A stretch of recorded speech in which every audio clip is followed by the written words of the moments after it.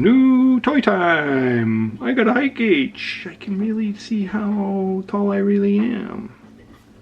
Stay tuned. Oh, son of a nutcracker.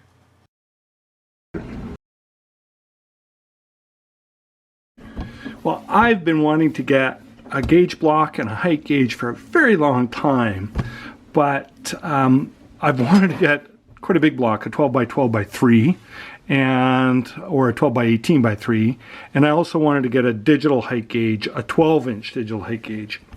Unfortunately, that was going to put me into the $500 realm in crazy Canadian dollars, and I just couldn't do it.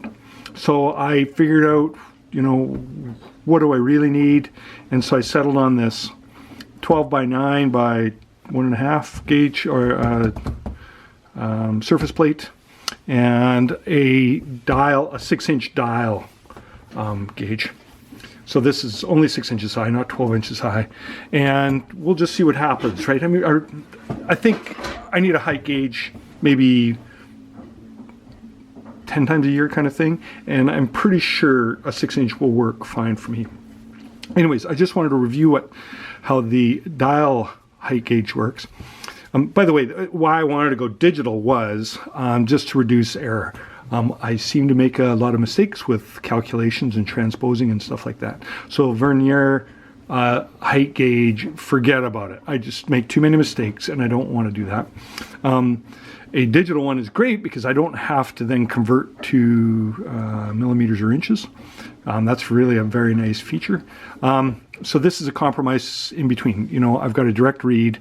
I can directly read off the number and then add in my thou on top of that, which is great. And then, and then if I got to convert to metric, well, okay, I'll just, maybe make sure I do the conversion right. Okay, so the way this thing works is like most height gauges, you got to zero at first. And this one, it's just, you unscrew the little lock nuts here, and then you just drop it down.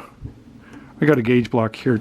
So I'm calibrating it against this gauge block. So this is 1.0001 of an inch or something. And I make sure my surface plate is clean. I make sure my gauge block is clean.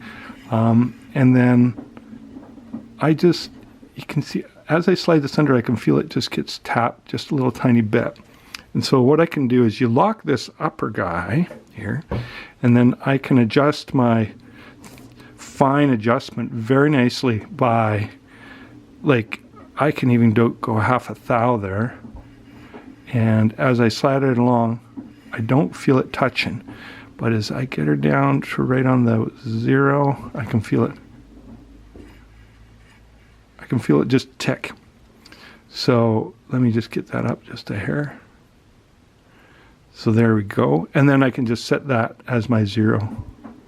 Now when I want to go and measure something, so let's say I'm measuring this height here, I just get my gauge up there. Oh, sorry, got to loosen this set screw. And I plop her down on top. Close enough. Just get her in the ballpark. And then I can lock my fine-tune adjustment. So, oh geez, I'm right on the nose already. But let me, there it ticks. So that's no good. And then I can just adjust it up a little bit. Come on, you.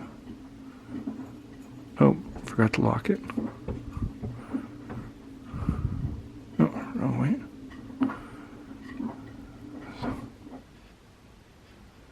Yeah, so there we are. And that's just at, we can see that it's just at 0 there. And then if I look really close, and let's see if it'll focus on there. It's going to focus. Come on, you're going to focus. Focus. There we go.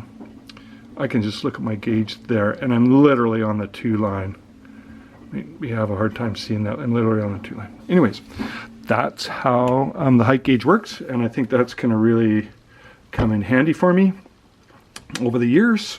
And I think I'd love to have the bigger one. I'd love to have a digital one. I'd love to have a taller one, but realistically, it's just too much money. I got all of this for under a couple $100 Canadian, so I don't know what that'd be US, under 150 US or something. and I think it's going to really serve me well. So there you go. I'd love to hear your comments and feedbacks. What do you have for a height gauge? What do you like or dislike about them? Do you have a bigger granite block for whatever reason? Whatever. Let me know. Always curious about that. And don't forget to subscribe. I'll put it right over top of the dial here, so you can just boop on the dial and subscribe, and we can keep in touch. Thanks a lot. Bye now.